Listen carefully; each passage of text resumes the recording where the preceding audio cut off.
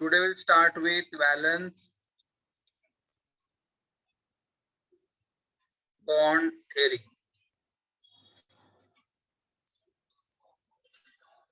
Valence bond theory. Now, what is valence bond theory? मतलब here see,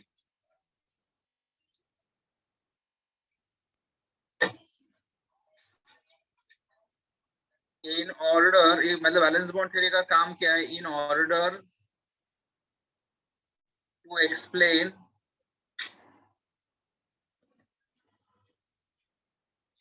the covalent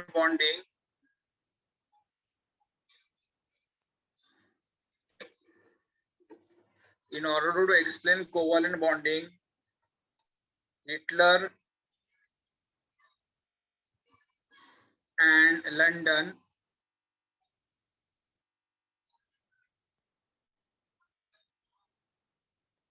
developed the valence bond theory. Correct, मतलब दो atom में किस तरह का बॉन्डिंग रहेगा, दो एटम में किस तरह का बॉन्डिंग रहेगा, और बॉन्डिंग एक्सप्लेन किसने किया था? Hitler and London. So Hitler and London developed the valence bond theory, correct? In order to explain the covalent bonding, Hitler and London developed the valence bond theory. Now, what are the postulates of valence bond theory? Valence bond theory के postulates क्या थे? Postulates of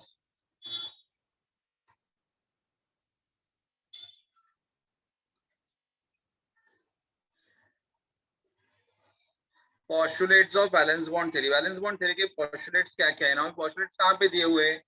They are given on page number 64 of your textbook.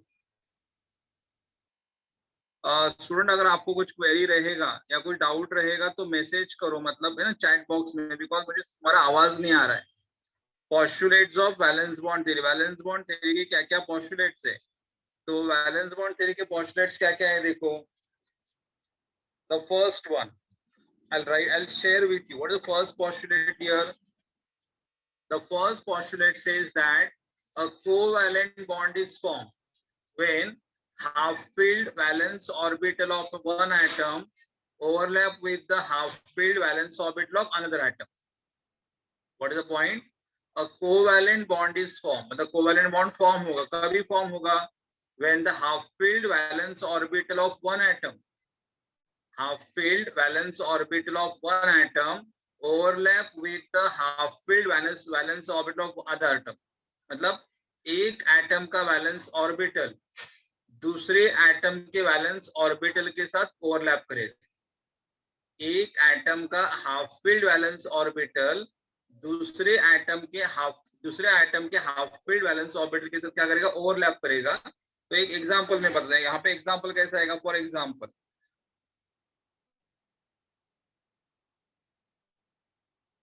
Formation of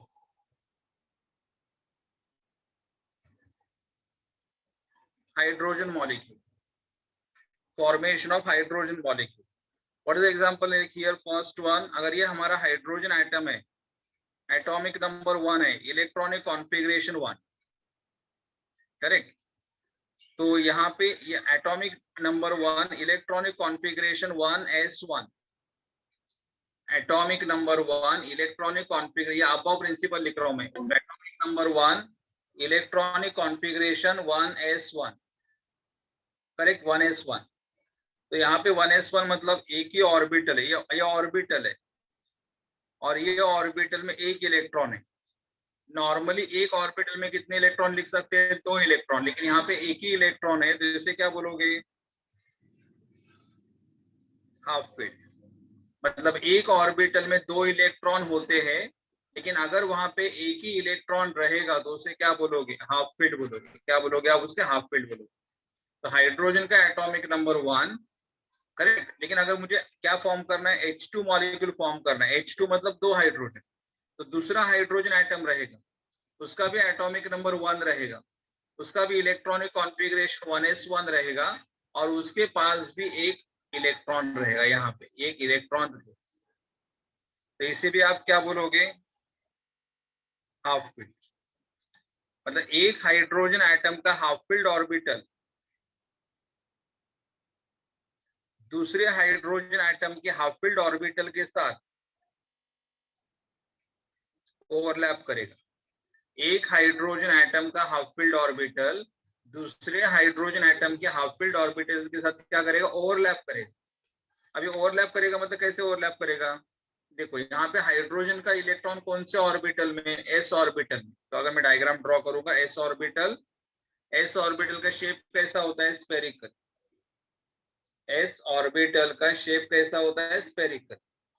तो यहाँ पे spherical है, यहाँ पे एक इलेक्ट्रॉन, ये एक हाइड्रोजन एटम, 1s ऑर्बिटल, उसके अंदर एक इलेक्ट्रॉन। दूसरा हाइड्रोजन, उसका भी इलेक्ट्रॉन कौन से ऑर्बिटल में है, दूसरे हाइड्रोजन का इलेक्ट्रॉन भी कौन से ऑर्बिटल में, एस ऑर्बिटल में। यहाँ पे भी क्या आएगा, 1s, और यहाँ पे एक इलेक्ट्रॉन है, यहाँ पे एक इलेक्ट्रॉन है। तो ये हाफ फील्ड ऑर्बिटल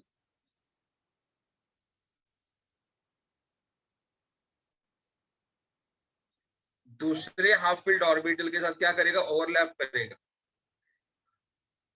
एक हाफ फील्ड ऑर्बिटल दूसरे हाफ फील्ड ऑर्बिटल के साथ क्या करेगा, ओवरलैप करेगा। कैसे ओवरलैप करेगा वो मैं बताता हूँ, लेकिन हमारा फर्स्ट पॉइंट क्या था, देखो what is the first point, a covalent bond is formed. A covalent bond is formed when the half-filled valence orbital of one atom, half-filled valence orbital of one atom overlaps with half-filled valence orbital of another atom. मतलब एक atom का half filled orbital दूसरे atom के half filled orbital के साथ overlap करेगा। Correct, orbital मतलब 1s orbital. Second point क्या है, देखो the electron in the half filled valence orbital must have opposite spin। ठीक है, देखो दो हाफ फील्ड ऑर्बिटल ओवरलैप करेंगे, दो हाफ फील्ड ऑर्बिटल ओवरलैप करेंगे, लेकिन उनके पास जो इलेक्ट्रॉन रहेंगे उनका स्पिन कैसा होना चाहिए, opposite. The electrons in the half filled valence orbital must have the opposite spin। Opposite spin का मतलब कैसे, तो अगर इसका स्पिन, अगर यहाँ पे मैं लिखूंगा क्लॉकवाइज, यहाँ पे भी मैं लिखूंगा क्लॉकवाइज, लेकिन जब डायग्राम ड्रॉ करूंगा तो एक का स्पिन रहेगा क्लॉकवाइज, तो दूसरे का स्पिन कैसा होना चाहिए, एंटी क्लॉकवाइज। मतलब इसके पास भी एक इलेक्ट्रॉन है तो ये क्या हुआ, हाफ फील्ड। इसके पास भी एक इलेक्ट्रॉन है तो ये भी क्या बना, हाफ फील्ड। लेकिन ये अगर इलेक्ट्रॉन क्लॉकवाइज रहेगा तो ये इलेक्ट्रॉन कैसा होना चाहिए, एंटी क्लॉकवाइज होना चाहिए। ये दूसरा पॉइंट है। दोनों इलेक्ट्रॉन का यहाँ पे कॉन्फ़िगरेशन लिखते समय सेम दिखा सकते हो, लेकिन डायग्राम में आपको एक का स्पिन दिखाना पड़ेगा क्लॉकवाइज, दूसरे का स्पिन दिखाना पड़ेगा एंटी क्लॉकवाइज, दोनों का स्पिन अपोजिट होना चाहिए। ये हमारा सेकेंड पॉइंट। सेकेंड पॉइंट क्या था, देखो the electrons in the half field valence orbital, the electrons in the half filled valence orbital must have the opposite spin, must have the opposite spin। Correct, third point. तो पहला क्या हो देखा कि हमारे पास दो हाफ फील्ड ऑर्बिटल होने चाहिए, हाफ फील्ड ऑर्बिटल में जो इलेक्ट्रॉन होगा उनका स्पिन अपोजिट होना चाहिए। तीसरा पॉइंट, ड्यूरिंग बॉन्ड फॉर्मेशन, मतलब जब एक्चुअल बॉन्ड फॉर्म होगा तब, during bond formation the half filled orbital overlap, दोनों हाफ फील्ड ऑर्बिटल क्या करेंगे, ओवरलैप करेंगे, and the opposite spin of the electrons are neutralized. दोनों हाफ फील्ड ऑर्बिटल ओवरलैप करेंगे, इलेक्ट्रॉन का अपोजिट स्पिन क्या हो जाएगा, न्यूट्रलाइज हो जाएगा, and the increase electron density, electron का डेंसिटी बढ़ेगा, and that will decrease the nuclear repulsion and energy is release during the overlapping of the orbital. Explain करता हूं, देखो यहाँ पे ये एक हाफ फील्ड ऑर्बिटल है, ये दूसरा हाफ फील्ड ऑर्बिटल है, दोनों हाफ फील्ड ऑर्बिटल एक दूसरे के साथ क्या करेंगे, ओवरलैप करेंगे। ओवरलैप करेंगे मतलब कैसे, ये फर्स्ट ऑर्बिटल उसका इलेक्ट्रॉन, ये पहले ऑर्बिटल का न्यूक्लियस, ये दूसरे ऑर्बिटल का न्यूक्लियस। बाद में जब दूसरा ऑर्बिटल यहाँ पे ओवरलैप करेगा, ओवरलैप, ये उसका न्यूक्लियस, और अपोजिट स्पिन क्या होगा, न्यूक्लियस। इसे बोलते हैं हम लोग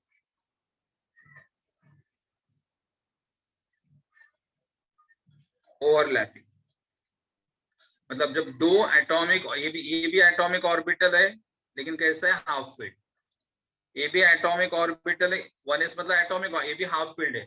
लेकिन दो हाफ फील्ड ऑर्बिटल जब ओवरलैप करेंगे तो ओवरलैप करने के बाद एक दूसरे को ओवरलैप करेंगे मतलब इलेक्ट्रॉन पेयर हो जाएंगे, बट उनका स्पिन क्या हो जाएगा, न्यूट्रलाइज।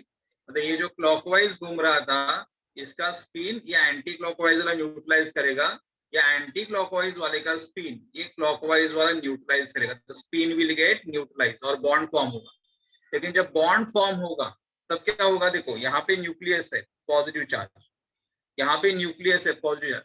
अगर यहाँ पे इलेक्ट्रॉन नहीं होते, अगर यहाँ पे इलेक्ट्रॉन नहीं होते तो न्यूक्लियस न्यूक्लियस के बीच में क्या होता, रिपल्शन। अगर यहाँ पे इलेक्ट्रॉन नहीं होते तो न्यूक्लियस न्यूक्लियस में क्या होता, रिपल्शन। रिपल्शन मतलब मॉलिक्यूल फॉर्म नहीं होता। लेकिन अभी दोनों न्यूक्लियस के बीच में क्या आ रहा है, इलेक्ट्रॉन आ रहा है। दोनों न्यूक्लियस के बीच में क्या आ रहा है, इलेक्ट्रॉन आ रहा है और बॉन्ड फॉर्म हो रहा है, बॉन्ड फॉर्म हो रहा है। तो उन्होंने क्या बोला, दो एटम के बीच में इलेक्ट्रॉन डेंसिटी बढ़ेगा। इलेक्ट्रॉन डेंसिटी बढ़ेगा मतलब दोनों के बीच में क्या बढ़ेगा, अट्रैक्शन बढ़ेगा, और अट्रैक्शन बढ़ेगा और मॉलिक्यूल फॉर्म हो जाएगा। करेक्ट, ये है ओवरलैपिंग ऑफ, और ये हमें क्या मिलेगा, हाइड्रोजन मॉलिक्यूल। तो ये हमारे पास था हाइड्रोजन एटम, ये भी हमारे पास था हाइड्रोजन एटम, और दोनों एटम ओवरलैप करने के बाद क्या मिला, हाइड्रोजन मॉलिक्यूल मिला। क्या मिला, हाइड्रोजन मॉलिक्यूल मिला। करेक्ट। तो थर्ड पॉइंट क्या था, देखो, ड्यूरिंग बॉन्ड फॉर्मेशन मतलब जब एक्चुअल बॉन्ड फॉर्म होगा तब the half filled orbital overlap, फिर दो हाफ फील्ड ऑर्बिटल क्या करेंगे, ओवरलैप करेंगे, and the opposite spin of the electron will get neutralize. Electron का स्पिन क्या हो जाएगा, न्यूट्रलाइज हो जाएगा, और the electron increased in electron density, electron का डेंसिटी बढ़ेगा, और इलेक्ट्रॉन का डेंसिटी बढ़ने के कारण दो न्यूक्लियस के बीच में रिपल्शन क्या होगा, डिक्रीज होगा, decrease in the repulsion, and energy is release during the overlapping of the orbital. और जब दो ऑर्बिटल एक दूसरे के ऊपर ओवरलैप करेंगे तो यहाँ पे क्या है,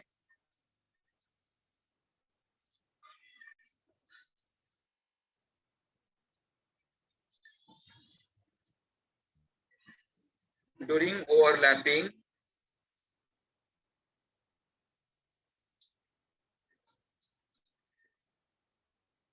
energy is release, during overlapping energy is release. मतलब हमेशा कैसे में एक पॉइंट क्या ध्यान में रखना, कभी भी जब दोनों आइटम जब कंबाइन हो गया और जब बॉन्ड फॉर्म होगा, तो बॉन्ड जब फॉर्म होगा तो बॉन्ड जो फॉर्म होगा उसका एनर्जी कम रहेगा। मतलब ये जो मॉलिक्यूल्स है उसका एनर्जी, मतलब कैसे देखो, for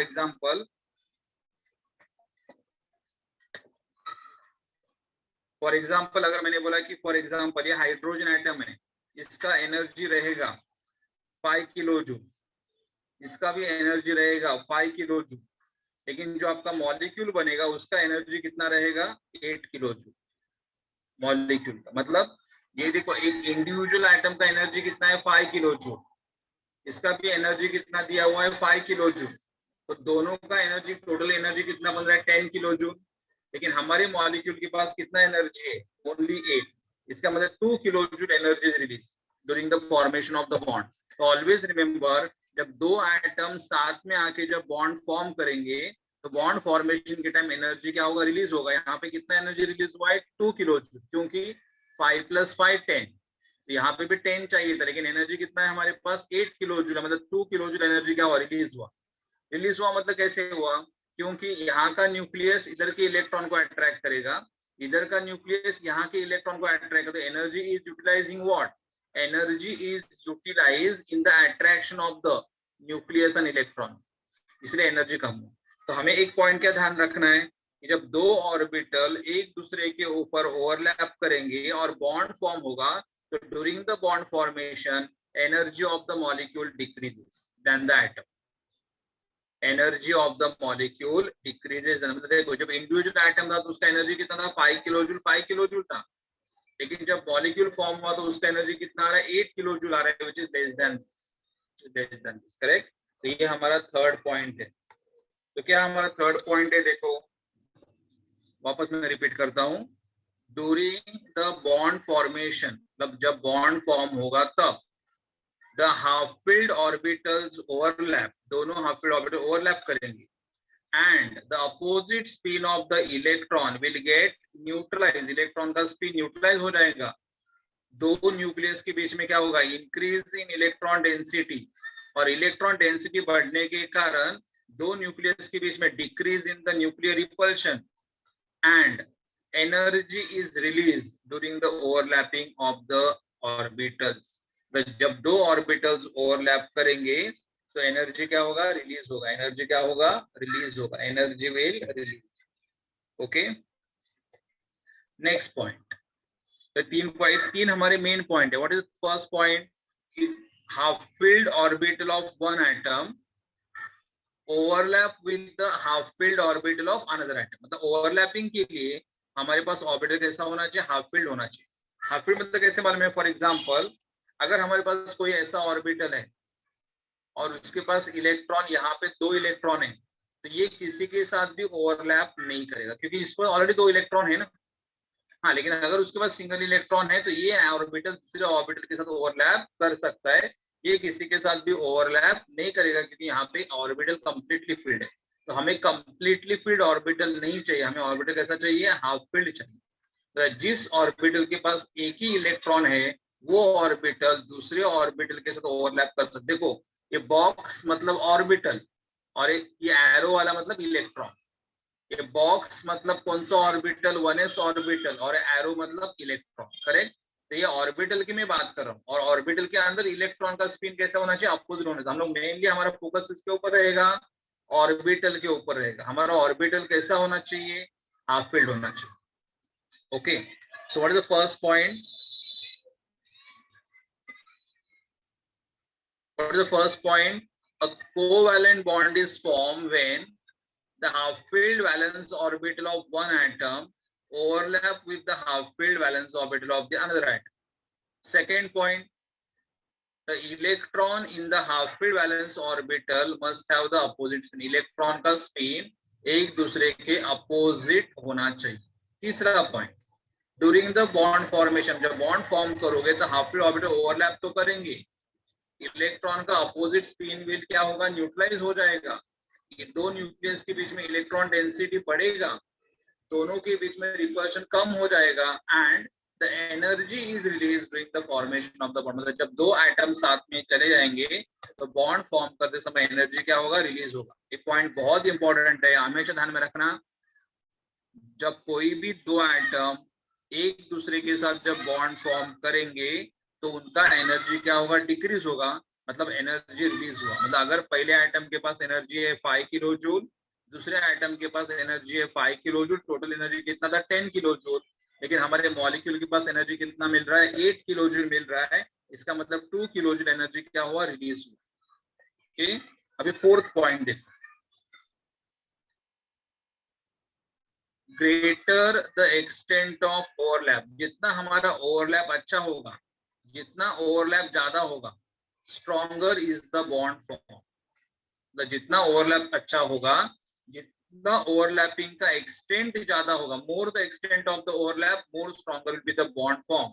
but however complete overlap, तुम्हें लगेगा अगर कंप्लीट ओवरलैप करेगा तो बॉन्ड और स्ट्रॉन्ग होगा, नहीं।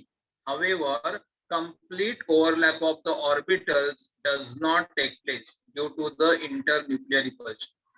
So greater the extent of overlap, जितना overlap होगा उतना bond हमारा कैसे बनेगा, strong बनेगा। But however complete overlap of orbitals does not take place. Complete overlap of orbital does not take place due to internuclear repulsion. मतलब complete overlap नहीं होगा, correct? Greater the extent of overlap, stronger is the bond form.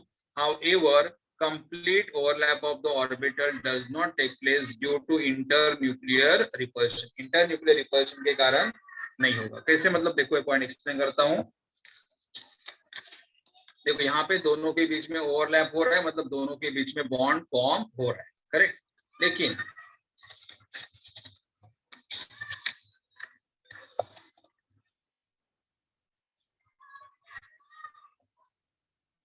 अगर ये first nucleus है,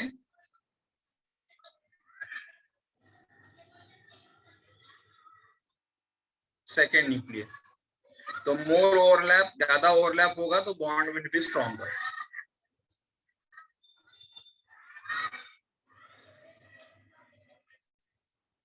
more the overlap, stronger is the bond. More the overlap, stronger is the bond. जितना हमारा overlap अच्छा होगा उतना हमारा बॉन्ड स्ट्रॉन्ग होगा। More the overlap, stronger is the bond. लेकिन अगर तुम बोलोगे कि ये हमारा फर्स्ट एटम है ए, और ये हमारा दूसरा एटम है बी, एक दूसरे के ऊपर एग्जैक्ट ओवरलैप करो तो नहीं होगा। क्यों नहीं होगा? क्योंकि पहले का न्यूक्लियस और दूसरे का न्यूक्लियस साथ में आता है। न्यूक्लियस न्यूक्लियस में क्या होगा? रिपल्शन होगा। पहले की इलेक्ट्रॉन दूसरे के इलेक्ट्रॉन के साथ में, इलेक्ट्रॉन इलेक्ट्रॉन में क्या होगा? रिपल्शन होगा। मतलब अगर complete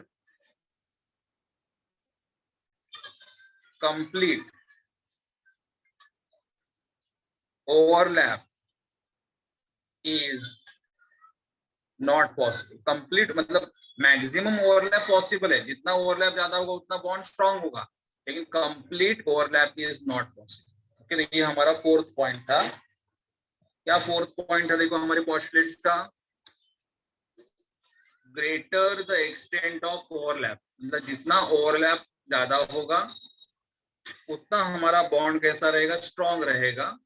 but however complete overlap of the orbital does not take place. Orbital का कंप्लीट ओवरलैप नहीं होगा, क्योंकि फिर इंटरन्यूक्लियर क्या होगा? रिपल्शन हो जाएगा। Okay, next point. तो मैंने कैसे कि यहाँ पे इस कंसेप्ट में आपको 3 पॉइंट एक्सप्लेन किए, फर्स्ट, सेकेंड, थर्ड। यहाँ पे मैंने आपको इस एग्जांपल में 4th पॉइंट एक्सप्लेन कर दिया। अभी 5th पॉइंट क्या है? देखो,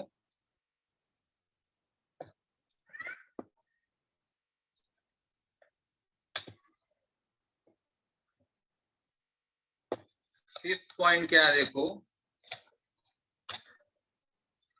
एक मिनट, ब्लर दिख रहा है।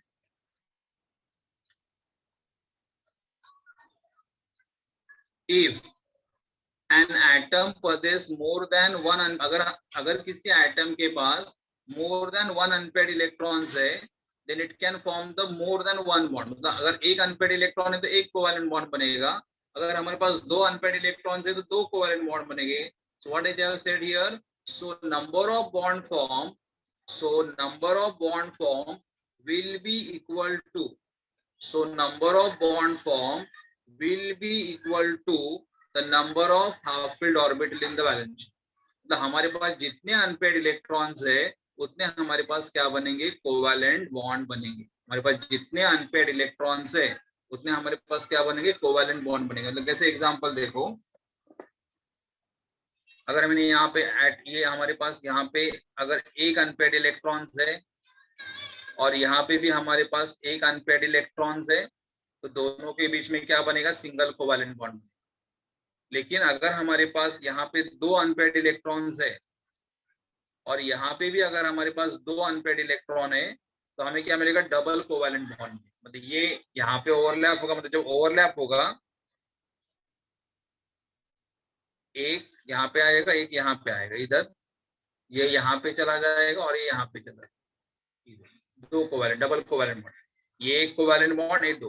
तो अगर हमारे पास सिंगल अनपेड इलेक्ट्रॉन्स है, दो ऑर्बिटल में अगर सिंगल अनपेड इलेक्ट्रॉन्स है, then they will form a single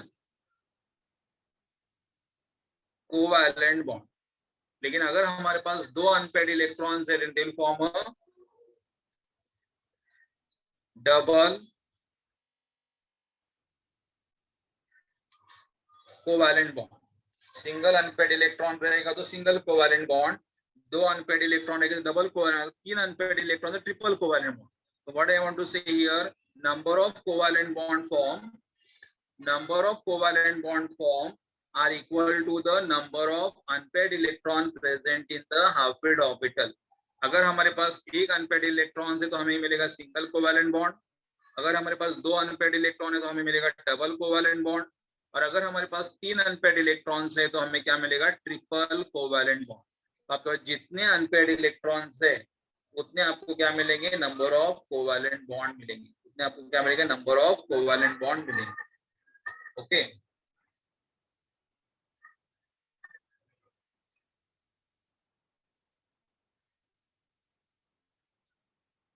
okay, तो क्या रूल था यहाँ पे,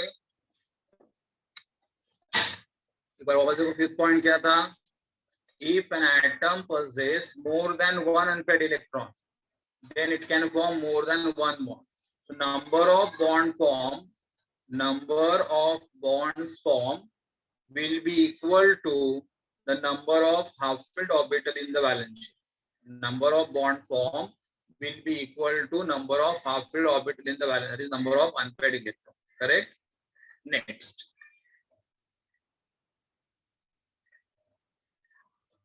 Sixth point. ऐसे मान लो में ये हमारा फर्स्ट ऑर्बिटल है, हम लोगों ने क्या बोला, जितना ज्यादा ओवरलैपिंग होगा उतना हमें स्ट्रॉन्ग बॉन्ड मिलेगा, जितना हमारा ओवरलैपिंग स्ट्रॉन्ग होगा ज्यादा होगा उतना बॉन्ड स्ट्रॉन्ग मिलेगा, जितना ओवरलैपिंग ज्यादा होगा उतना बॉन्ड स्ट्रॉन्ग होगा। लेकिन यहाँ पे कैसा है, ओवरलैपिंग एक लिमिट तक ही होगा, मतलब ये एटम अगर है इसका न्यूक्लियस, तो ओवरलैपिंग यहाँ तक ही हो सकता है, एटम ए एटम बी, इतना ओवरलैपिंग हो, इससे ज्यादा आप इनको ओवरलैप नहीं कर सकते, इससे ज्यादा उनको ओवरलैप नहीं कर सकते, मतलब एक ओवरलैपिंग एक लिमिट तक ही होगा। मतलब तो यहाँ पे उन्होंने क्या बोला है, मतलब इससे ज्यादा अगर ओवरलैपिंग करोगे, ज्यादा ओवरलैपिंग करोगे तो क्या होगा, जो बॉन्ड फॉर्म हुआ है, देखो यहाँ पे है, इसे हम लोग क्या बोलते हैं, इक्विलिब्रियम ओवरलैपिंग। इक्विलिब्रियम मतलब बैलेंस इक्विलिब्रियम, इक्विलिब्रियम का मतलब what, the force of attraction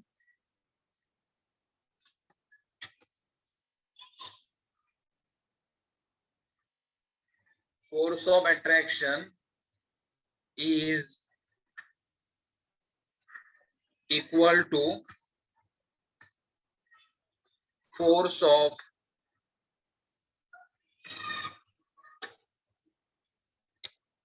attraction is equal to what, force of repulsion। मतलब यहाँ पे इक्विलिब्रियम ओवरलैपिंग का मतलब क्या हो रहा है कि ज्यादा भी ओवरलैपिंग नहीं, कम भी ओवरलैपिंग नहीं, बैलेंस इक्विलिब्रियम। बैलेंस का मतलब जहाँ पे attraction force and repulsion force दोनों भी इक्वल रहेंगे। तो यहाँ पे क्या हो रहा है, ओवरलैपिंग कम हो रहा है, ओवरलैपिंग कम हो रहा है, उसका मतलब क्या हुआ, attraction is less and repulsion is more. यहाँ पे अगर मैंने दूसरा डायग्राम में, ये डायग्राम में देखा तो यहाँ पे क्या हो रहा है, ओवरलैपिंग ज्यादा हो रहा है, ओवरलैपिंग ज्यादा होगा मतलब यहाँ पे भी रिपल्शन होगा। तो हमें ओवरलैपिंग कैसा चाहिए, इक्विलिब्रियम, मतलब जहां पे हमारा force of attraction and equal to the force of repulsion, और उसे हम लोग क्या बोलेंगे, इक्विलिब्रियम। इक्विलिब्रियम मतलब जब दो ऑर्बिटल को ओवरलैप करोगे तो ओवरलैपिंग कैसा होना चाहिए, इक्विलिब्रियम, मतलब ज्यादा नजदीक भी नहीं और ज्यादा दूर भी नहीं, इक्विलिब्रियम। इक्विलिब्रियम का मतलब जहां पे force of attraction is equal to the force of repulsion, force of attraction is equal to force of repulsion. तो क्या होगा, देखो यहाँ पे, द डिस्टेंस एट विच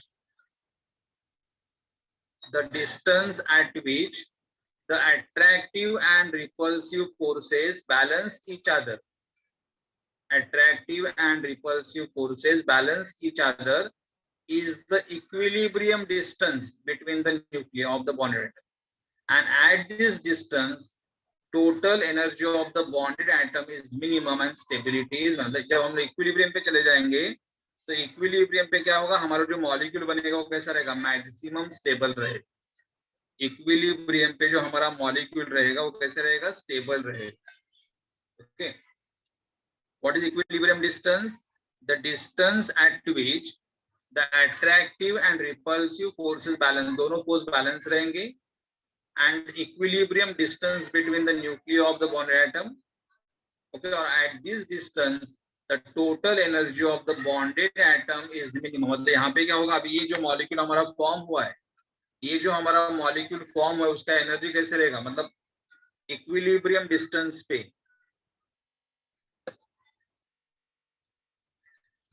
जब हमारा इक्विलिब्रियम डिस्टेंस रहेगा the molecule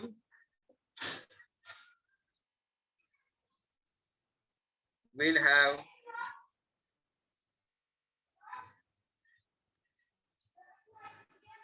minimum energy and maximum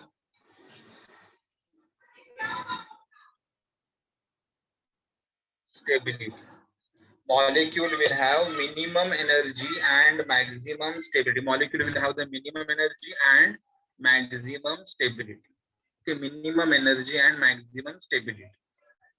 Always equilibrium distance में, मतलब ज्यादा दूर भी नहीं, ज्यादा क्लोज भी नहीं. तो जब भी बैलेंस करेंगे तो हमारे पास बैलेंस कैसा चाहिए? इक्विलिब्रियम चाहिए. उससे हम लोग इक्विलिब्रियम मतलब इससे ज्यादा और नजदीक नहीं आ सकते. तो हमेशा ध्यान में रखना, हम लोगों ने क्या बोला था कि अगर दो ऑर्बिटल ओवरलैप हो गए तो बॉन्ड फॉर्म होगा. जितना ओवरलैपिंग ज्यादा होगा उतना बॉन्ड स्ट्रांग होगा. लेकिन ज्यादा मतलब ओवरलैपिंग मैक्सिमम नहीं हो सकता है. ओवरलैपिंग कितना होगा? Up to equilibrium distance. मतलब ओवरलैपिंग की लिमिट तक हो, ज्यादा नजदीक नहीं, ज्यादा दूर नहीं. उसे आप क्या बोलोगे? इक्विलिब्रियम. और इक्विलिब्रियम डिस्टेंस पे क्या होता है? फोर्स ऑफ, यहाँ पे force of attraction, force of repulsion equal. यहाँ पे क्या है? Force of repulsion is more. यहाँ पे भी force of repulsion is more, लेकिन यहाँ पे क्या है? Force of attraction repulsion are equal. और दूसरा, इस कंडीशन में molecule will have the minimum energy, molecule will have the minimum energy and maximum stability. Okay, तो ये हमारे मेन पोस्टुलेट्स है. ये मेरे मेन पोस्टुलेट्स है. उसके बाद और एक पॉइंट देखो क्या है. 7th पॉइंट है, बट 7th पॉइंट मैं बाद में एक्सप्लेन करूंगा. जस्ट खाली रीड करो, लेकिन बाद में जब हमारा कंसेप्ट और आगे बढ़ेगा तब. What is 7th point? Electron which are paired, जो इलेक्ट्रॉन पेयर्ड रहेंगे in the valence shell can not participate in the bond. मतलब अगर इलेक्ट्रॉन पेयर रहेगा तो बॉन्ड फॉर्मेशन में पार्टिसिपेट नहीं करेगा.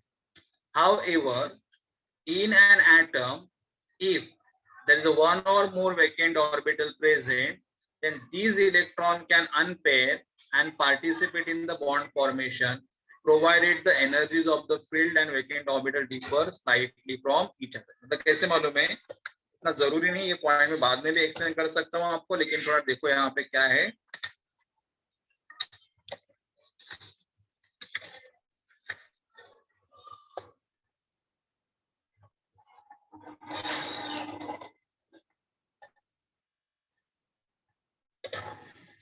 क्या था? मतलब अगर फॉर एग्जांपल ये हमारे पास ऑर्बिटल है,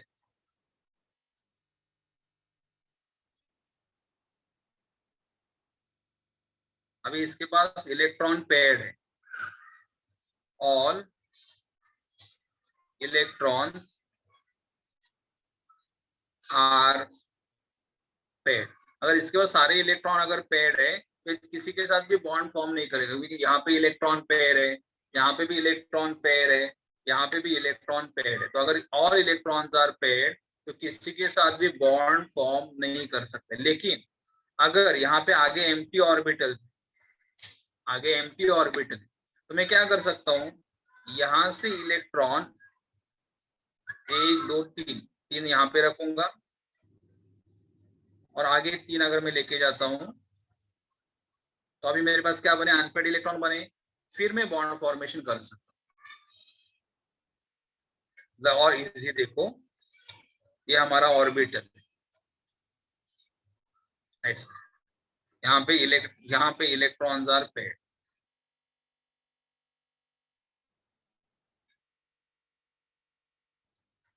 ये किसी के साथ भी बॉन्ड फॉर्म नहीं करते, इलेक्ट्रॉन पेड है. लेकिन अगर मैंने ये इलेक्ट्रॉन को अगर यहाँ पे ट्रांसफर कर दिया तो क्या होगा?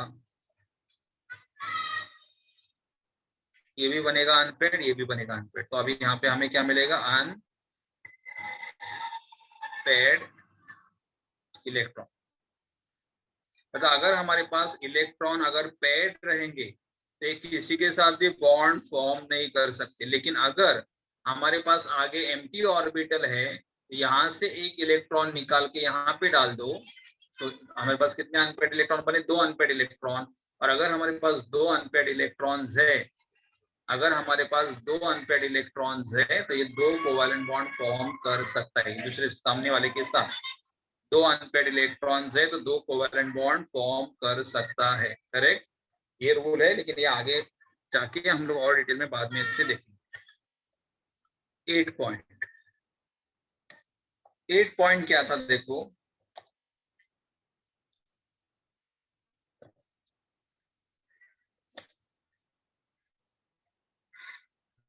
ड्यूरिंग बॉन्ड फॉर्मेशन, जब बॉन्ड फॉर्म करोगे हमारे पास कौन कौन से ऑर्बिटल है, एस ऑर्बिटल है, पी ऑर्बिटल है, डी ऑर्बिटल है, एफ ऑर्बिटल। हमारे पास 4 टाइप्स के ऑर्बिटल है।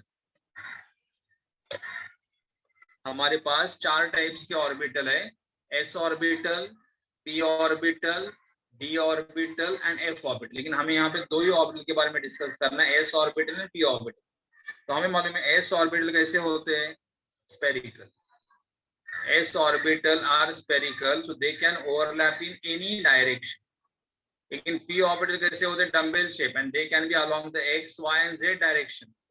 So they overlap in the particular direction. They overlap in the particular direction, and thus इसे हम लोग क्या बोलते हैं, thus covalent bond has a directional in name. मतलब covalent bond को direction से मतलब कैसे मालूम है, अगर s orbital रहेगा तो ये एक और s orbital दूसरे s orbital के साथ ओवरलैप करेगा। ये एक s ऑर्बिटल दूसरे s ऑर्बिटल के साथ ओवरलैप करेगा इन एनी डायरेक्शन, बिकॉज पहला वाला s ऑर्बिटल भी स्फेरिकल है, दूसरा वाला s ऑर्बिटल भी स्फेरिकल है। s orbitals are spherical in shape, s orbitals are spherical in shape, correct. लेकिन अगर हम लोग p ऑर्बिटल की बात करेंगे तो p ऑर्बिटल में क्या होता है, दे can be along the x axis, they can be along the y-axis or they can be along the z-axis। तो इनको प्रॉपर डायरेक्शन है। तो अगर ये कौन सा ऑर्बिटल हुआ px, ये कौन सा ऑर्बिटल हुआ py, ये कौन सा ऑर्बिटल हुआ pz। तो px अगर ओवरलैपिंग px के डायरेक्शन में होगा, ओवरलैपिंग py के डायरेक्शन में होगा, ओवरलैपिंग pz के डायरेक्शन में होगा। तो यहाँ पे डायरेक्शंस है, इसलिए हम लोग क्या बोलते हैं, covalent bond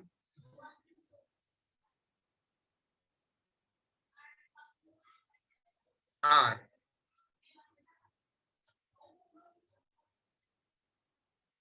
directional in nature. मतलब कैसे, हमारे पास लुईस कंसेप्ट था। लुईस कंसेप्ट क्या था, लुईस कंसेप्ट ने इतना ही बोला कि एटम के आउटर मोस्ट शेल में अगर 8 इलेक्ट्रॉन्स है तो एटम कैसे बनेगा, स्टेबल बनेगा। लेकिन एटम का ज्योमेट्री क्या रहेगा, एटम का मॉलिक्यूल क्या रहेगा, एक्सप्लेन नहीं। लेकिन यहाँ पे बैलेंस बॉन्ड थ्योरी ने देखा कि ऑर्बिटल कैसे ओवरलैप करेंगे, ऑर्बिटल एक्स एक्सिस के डायरेक्शन में ओवरलैप करेंगे, ऑर्बिटल वाई एक्सिस के डायरेक्शन में ओवरलैप करेंगे, ऑर्बिटल जेड एक्सिस के, ऑर्बिटल को डायरेक्शंस है। तो डायरेक्शन से हमें क्या पता चलेगा, ज्योमेट्री पता चलेगा। इसलिए यहाँ पे पहली बार हमें पता चला कि कोवैलेंट बॉन्ड्स आर डायरेक्शनल इन, मतलब कोवैलेंट बॉन्ड को डायरेक्शंस है। कोवैलेंट बॉन्ड को डायरेक्शंस है, मतलब कोवैलेंट बॉन्ड को प्रॉपर क्या रहेगा, ज्योमेट्री रहेगा। कोवैलेंट बॉन्ड को प्रॉपर ज्योमेट्री रहेगा। Covalent bonds are directional in nature, covalent bonds are directional in nature. ये हमारे वैलेंस बॉन्ड थ्योरी के पोस्टुलेट्स है। ओके, तो एक बार मैं वापस रिवाइज करता हूँ क्या क्या पोस्टुलेट वैलेंस बॉन्ड थ्योरी के। What is the first postulate, a covalent bond is formed when the half-filled orbital of one atom overlap with the half-filled orbital of another atom. ये important है। Second, the electron in the half-filled orbital must have the opposite spin. Electron का spin कैसा होना चाहिए, opposite होना चाहिए। तीसरा, when the half-filled orbital overlap, the opposite spin of the electron gets neutralized.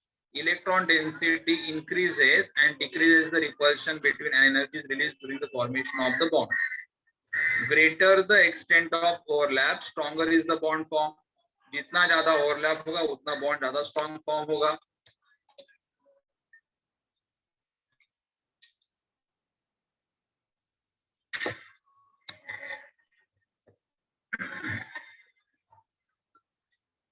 If atom possesses more than one unpaired electron, if an atom possesses, अगर atom के पास ज्यादा unpaired electrons है, then they will form the more number of covalent bond. Then at a particular distance, the attractive and repulsive forces balance each other, and that is called as what? Equilibrium distance. और equilibrium distance पे the total energy of the bonded atom is what? Minimum, and it is the maximum stable. Then अगर कहीं पे electron अगर pair रहेंगे तो electron को pair electron को आगे शिफ्ट करके क्या कर सकते हो? अनपेयर कर सकते हो, और अनपेयर करने के बाद दूसरे एटम के साथ बॉन्ड फॉर्म कर सकता है। एंड ड्यूरिंग बॉन्ड फॉर्मेशन जो एस ऑर्बिटल होते हैं वो स्फेरिकल होते हैं, they can overlap in any one direction. लेकिन हमारे पास जो पी ऑर्बिटल्स है, पी ऑर्बिटल को प्रॉपर डायरेक्शंस है, and they can be along the x axis, y axis and z direction, and therefore covalent bonds are directional in nature. ठीक है, और एक हेडिंग करेंगे हम लोग, एक लास्ट हेडिंग करेंगे, interacting forces during the covalent bond formation.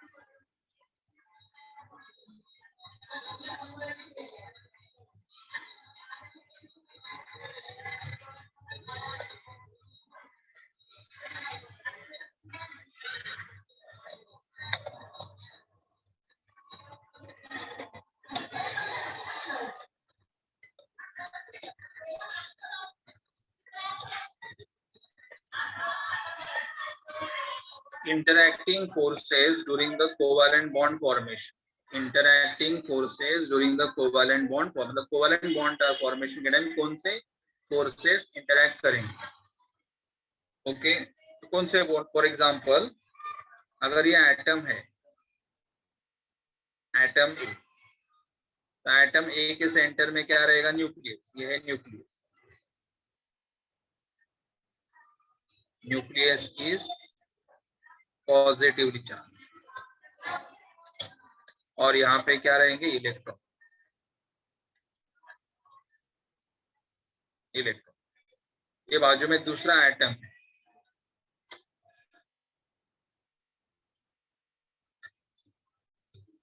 यहाँ पे ये उसका क्या रहेगा? न्यूक्लियस पॉजिटिवली चार्ज, और यहाँ पे क्या हो गए? इलेक्ट्रॉन।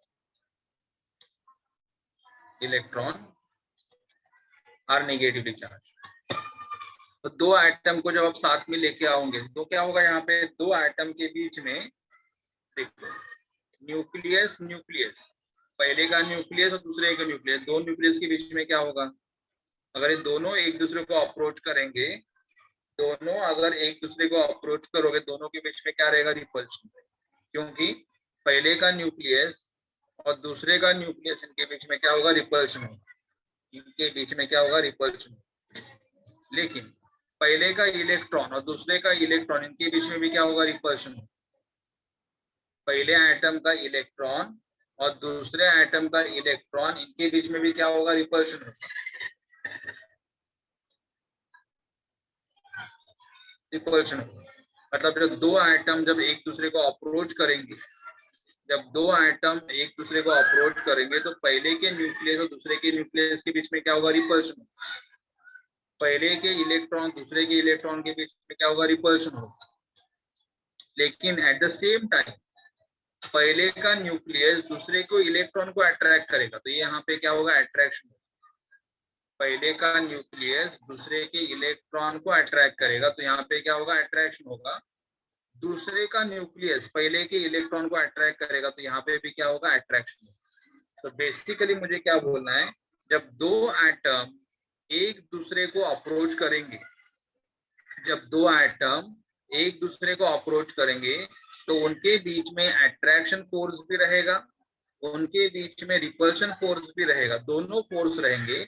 लेकिन if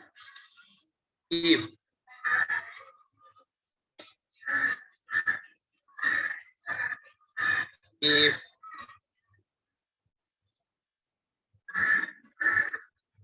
attraction is stronger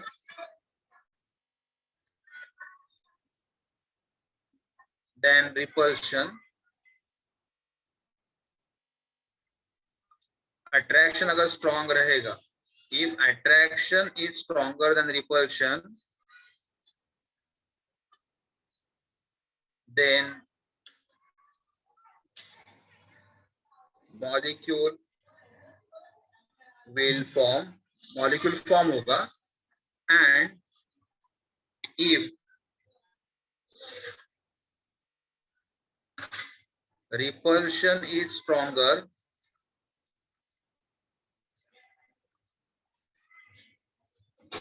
than attraction,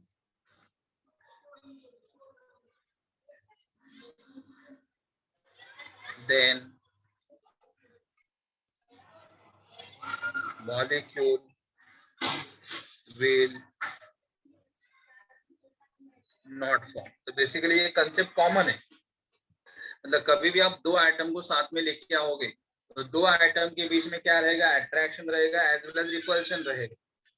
दो आइटम के बीच में अट्रैक्शन रहेगा एज वेल एज रिपल्शन रहेगा, लेकिन अगर अट्रैक्शन स्ट्रॉन्ग रहेगा तो मॉलिक्यूल विल फॉर्म, लेकिन अगर रिपल्शन स्ट्रॉन्ग रहेगा तो मॉलिक्यूल विल नॉट। तो ये इसे हम लोग बोलते हैं interacting forces during the covalent bond formation. जब भी आप कोवैलेंट बॉन्ड फॉर्म करोगे तो दो आइटम के बीच में फोर्स ऑफ अट्रैक्शन रहेगा as well as force of repulsion रहेगा। अगर अट्रैक्शन स्ट्रॉन्ग रहेगा तो मॉलिक्यूल विल फॉर्म, और एक रिपल्शन स्ट्रॉन्ग रहेगा तो मॉलिक्यूल विल नॉट फॉर्म। तो इसके ऊपर बेस और एक कंसेप्ट है, but that we will do it in the next lecture. ठीक है, तो आज हमने थोड़ा क्या कंसेप्ट किया, खाली हम लोगों ने आज वैलेंस बॉन्ड थ्योरी के पोस्टुलेट्स देखे। आज हम लोगों ने वैलेंस बॉन्ड थ्योरी के खाली पोस्टुलेट्स देखे, और दो आइटम के बीच में क्या रहेगा, attraction as well as repulsion रहेगा। इसका जो एप्लीकेशन बेस्ड पार्ट है that we will do it in the next lecture. Application part will do it in the next lecture. आपको कुछ डाउट है, कुछ पूछना चाहते हो?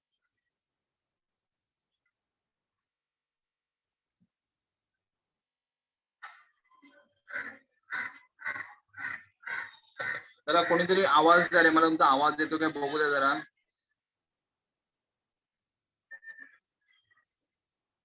येस सर बोला। Yes sir. नाही आवाज येते, ठीक आहे, ओके, ऑल राईट। काय डाऊट आहे कोणाला? नाही। Hello sir. हाँ हेलो सर, सर मैं